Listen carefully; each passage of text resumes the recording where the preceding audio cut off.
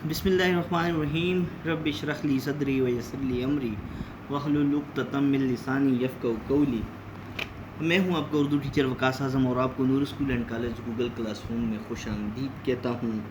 عزیز طلبہ، 1857 کی جنگ آزادی کے بعد آپ کے علم میں ہوگا کہ ہندوؤں نے ایک جماعت کی بنیاد رکھی، اور جس کے بنیادی مقاصد یہ تھے، کانگریس اس کا نام تھا، اور بنیادی مقاصد اس کے یہ تھے کہ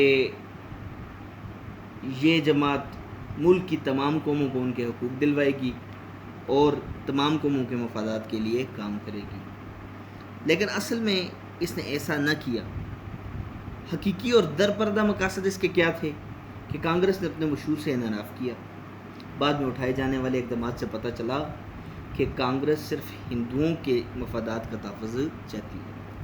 اس جماعت نے مسلمانوں کو ان کے کاروبار سے بھی محروم کرنے کی کوشش کی۔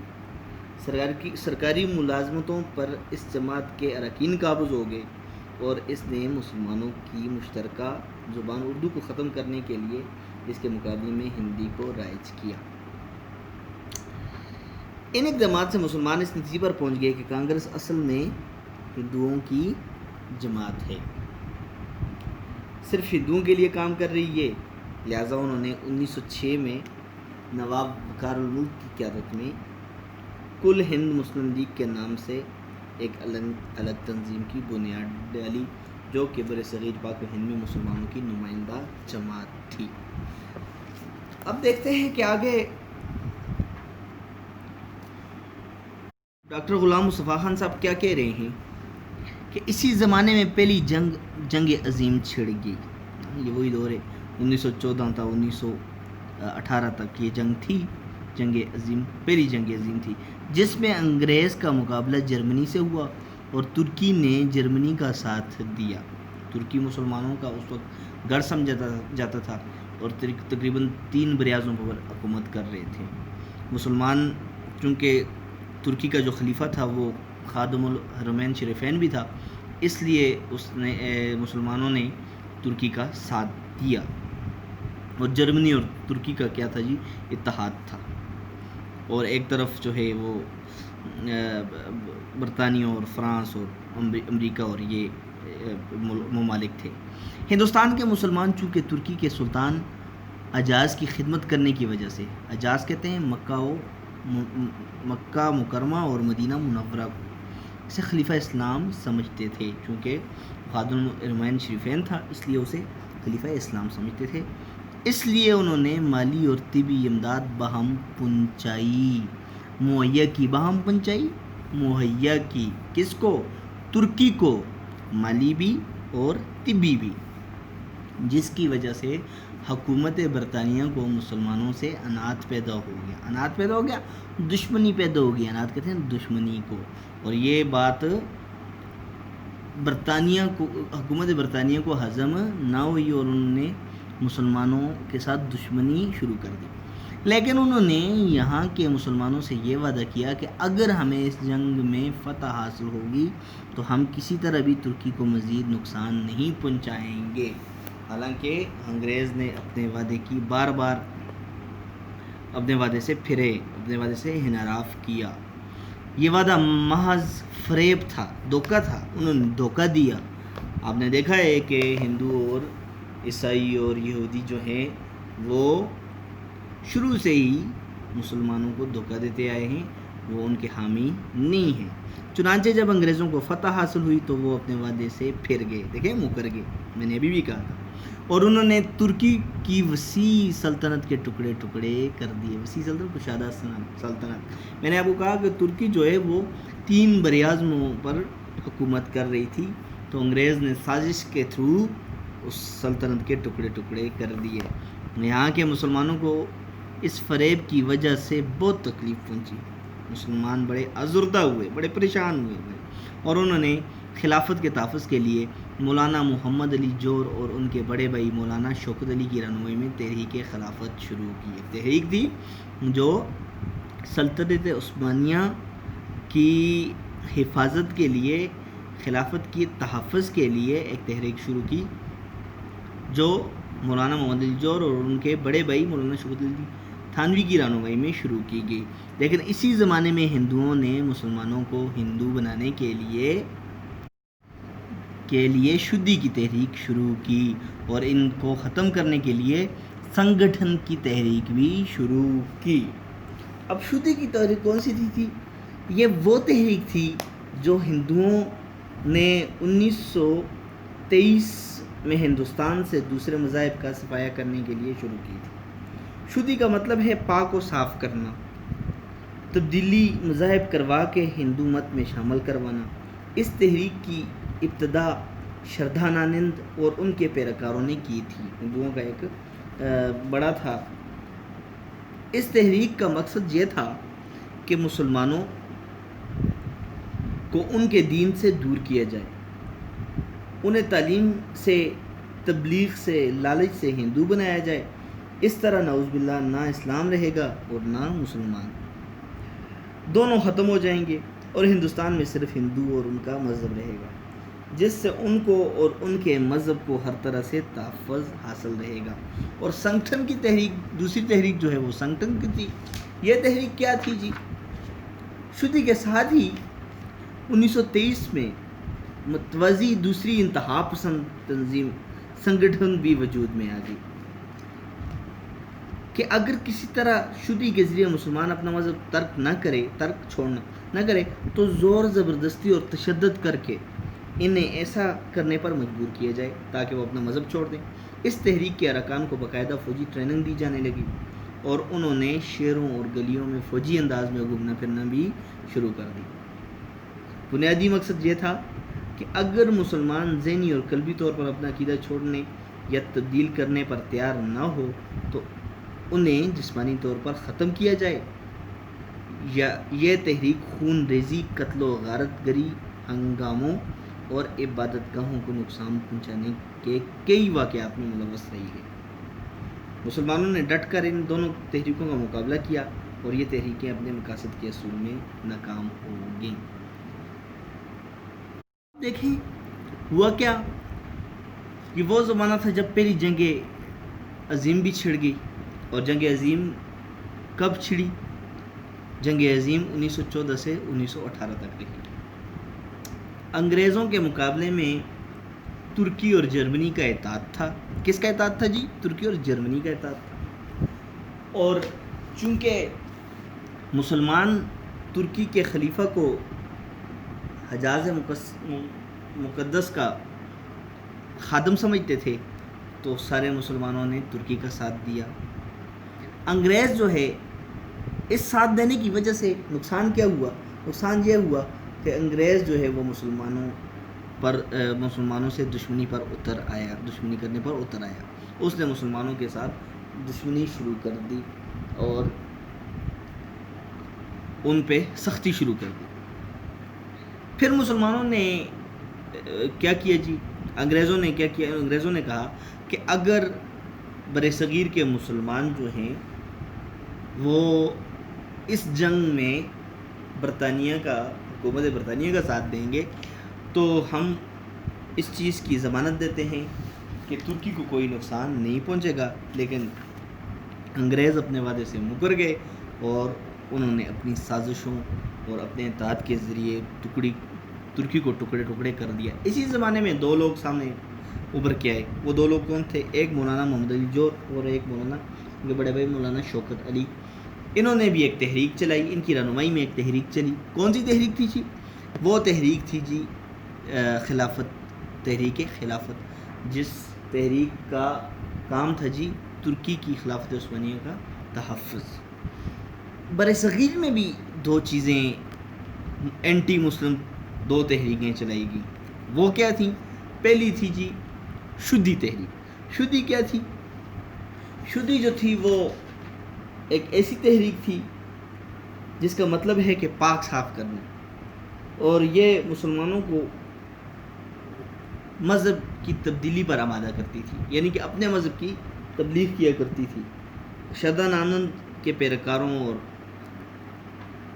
دوسرے ہندوؤں نے یہ شروع کی تھی. اور اس تحریک کا مقصد یہ تھا کہ مسلمانوں کو ان کے دین سے دور کیا جائے.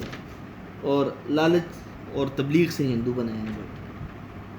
نعوذ باللہ ان کا خیال یہ تھا کہ اس سے یہ ہوگا کہ نہ اسلام رہے گا اور نہ مسلمان رہیں گے، دونوں ختم ہو جائیں گے، اور ہندوستان میں صرف ہندوؤں اور ان کا مذہبی ہندو اور ان کا مذہبی رہے گا. دوسری چیز اس کے ساتھ دوسری بھی ایک تحریک چلائی انہوں نے، سنگٹھن کی تحریک. سنگٹھن کی تحریک. اب سنگٹھن کی تحریک کیا تھی؟ وہ انتہا پسند تحریک تھی. وہ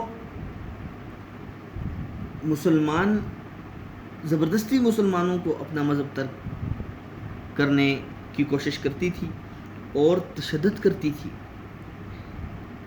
اور یہ ایسی تحریک تھی کہ اس تحریک کے اراکین کو باقاعدہ فوجی ٹریننگ بھی دی جاتی تھی، اور یہ مسلح ہو کر شہروں و گلیوں میں فوجی انداز میں گھوما کرتے تھے. اور ان کا بنیادی مقصد یہ تھا کہ مسلمان ذہنی اور قلبی طور پر اپنا عقیدہ چھوڑنے یا تبدیل کرنے پر تیار نہ ہوا تو ان کو ماریں گے، ان پر تشدد کریں گے. اب یہ تحریک خونریزی، قتل و غارت اور ہنگاموں اور عبادتگاہوں کو نقصان پہنچانے کے کئی واقعات میں ملوث بھی رہی ہے، لیکن مسلمانوں نے کیا کیا جی؟ اس کا ڈٹ کر مقابلہ کیا اور پیچھے نہیں ہٹے. پھر 1928 میں کانگریس نے جو نیہرو رپورٹ شائع کی، اس میں مسلمانوں کے لیے علیحدہ نمائندگی کا اصول جو وہ 12 سال پہلے تسلیم کر چکی تھی بالکل نظر انداز کر دیا. پھر تو مسلمانوں میں بڑا جوش پیدا ہوا اور انہیں یقین ہو گیا کہ چونکہ ان کا دین، ان کی تہذیب اور ان کی معاشرت سب کچھ غیر مسلموں سے مختلف ہے، اس لیے کسی حالت میں ہندوؤں سے تعاون نہیں ہو سکتا. چنانچہ 1930 میں مسلم لیگ کے الہ آباد والے اجلاس میں علامہ اقبال نے مسلمانوں کے لیے ایک علیحدہ وطن پاکستان بنانے کی تجویز پیش کی. کیا ہوا جی؟ اب انہوں نے نیہرو رپورٹ شائع کی 1928 میں، جس میں جو ہندو پہلے 12 سال پہلے تسلیم کر چکے تھے کہ مسلمانوں کو الگ سے نمائندگی دی جائے، انہوں نے بالکل اس کو نظر انداز کر دیا، اگنور کر دیا، پس پش ڈال دیا. تو پھر مسلمانوں کے اندر ایک اور جوش جذبہ پیدا ہو گیا، اور ان کا دین، ان کی تہذیب، ان کی معاشرت سب کچھ غیر مسلموں سے مختلف ہے. مسلمان ظاہر ہے طور طریقے، تہذیب و تمدن سارا ہندوؤں سے مختلف ہے، اسی لیے کسی حالت میں ہندوؤں سے تعاون ہو ہی نہیں سکتا تھا. پھر علامہ اقبال نے 1930 میں الہ آباد کے خطبے میں مسلمانوں کے لیے علیحدہ وطن کی تجویز بھی پیش کر دی. 4 سال کے بعد جب قائد اعظم محمد علی جناح نے مسلم لیگ کی صدارت کا مستقل عہدہ قبول کیا تو انہوں نے اس تجویز کو عملی جامہ پہنانے کی کوشش شروع کر دی. یعنی کہ اس تجویز جو علامہ اقبال نے دی تھی تو قائد اعظم نے کوشش شروع کر دی کہ اب پاکستان جو ہے وہ بن کر رہے گا، کیونکہ ہندوؤں کی ساری سازشیں کیا ہوئیں جی؟ وہ کھل کر سامنے آ گئی. کیا ہوئیں؟ کھل کر. آخر 23 مارچ 1940 کو انہوں نے لاہور کے اجلاس میں واضح طور پر اعلان کر دیا کہ جن علاقوں میں مسلمانوں کی اکثریت ہے وہاں ایک آزاد مسلم ریاست قائم کی جائے. یہ جو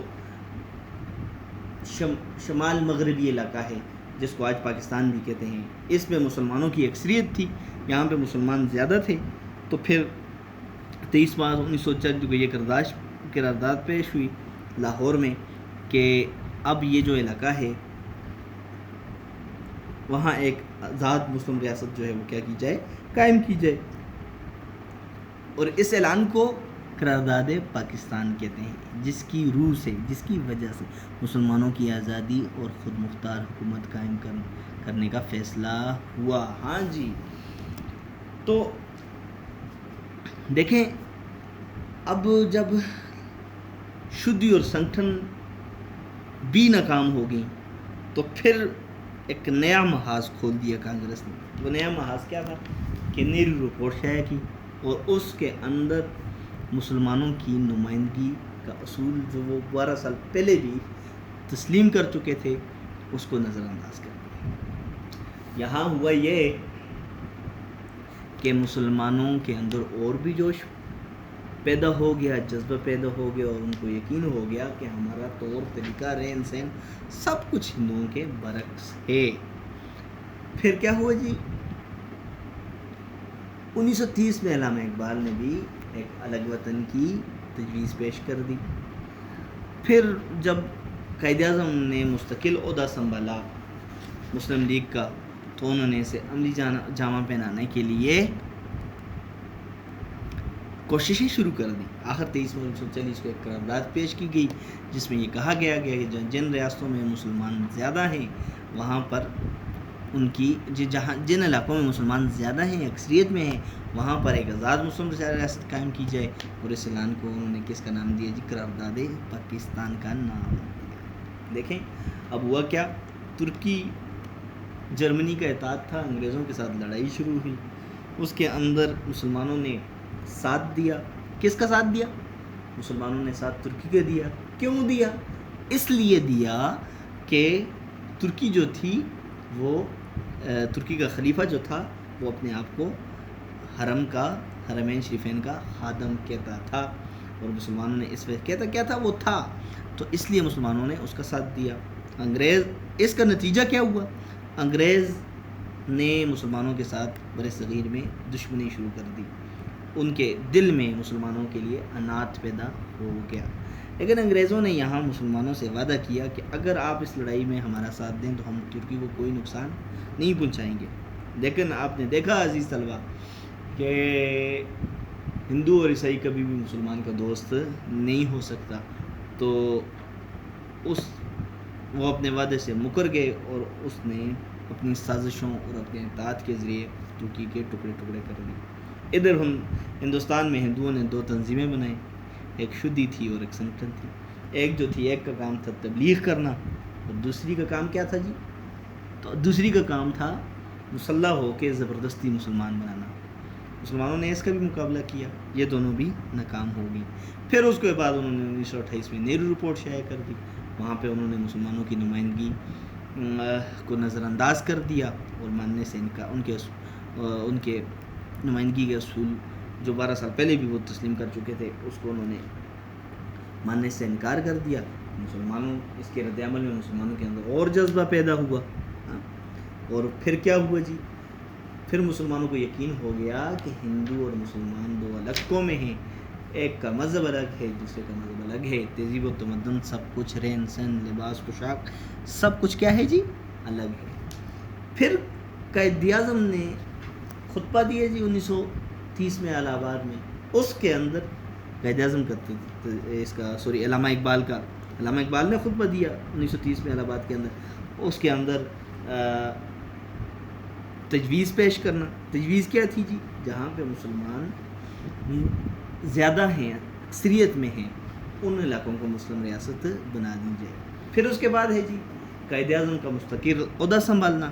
جب قائد اعظم نے مستقل عہدہ سنبھال لیا تو پھر انہوں نے اب مسلم ریاست کے قیام کے لیے اپنی کوششیں تیز کر دی، اور کہا کہ جن علاقوں میں مسلمان زیادہ ہیں وہاں پہ کیا ہو، وہاں پہ ایک مسلم ریاست قائم کر دی جائے، جس کا اعلان انہوں نے 23 مارچ 1940 کو لاہور میں کیا، اور اس اعلان کو قرارداد پاکستان بھی کہتے ہیں، جس کی روح سے یا جس کی وجہ سے مسلمانوں کی آزاد اور خود مختار حکومت قائم کرنے کا فیصلہ ہوا۔ عزیز طلبہ، یقین ہے مجھے کہ آپ کو آج کا لیکچر پسند آیا ہوگا اور آپ کو سمجھ بھی آئی ہوگی۔ اگر آپ کو اس کے اندر کسی چیز کی سمجھ نہیں آئی تو آپ کمنٹس میں پوچھ سکتے ہیں۔ آپ کا ہوم ورک ہے جی، آپ نے بتانا ہے ایک تو جنگ عظیم کب ہوئی اور اس کے اندر کیا معاہدے طے ہوئے اور کس نے کس کو دھوکہ دیا۔ دوسری بات یہ ہے کہ سدی اور سنگٹھن طریقیں چلائی گئیں، انہوں نے کیا کردار ادا کیا، اور الفاظ معنی بھی آپ نے لکھنے ہیں، جو الفاظ معنی آپ کو بتائے ہیں الفاظ معنی بھی لکھ کے آپ نے بھیجنے ہیں، اور شدی اور سنگٹھن تحریکیں چلانے کے کیا مقاصد تھے، یہ آپ کا ہوم ورک ہے۔ اللہ تعالیٰ آپ کا حامی و ناصر ہو۔ اللہ حافظ۔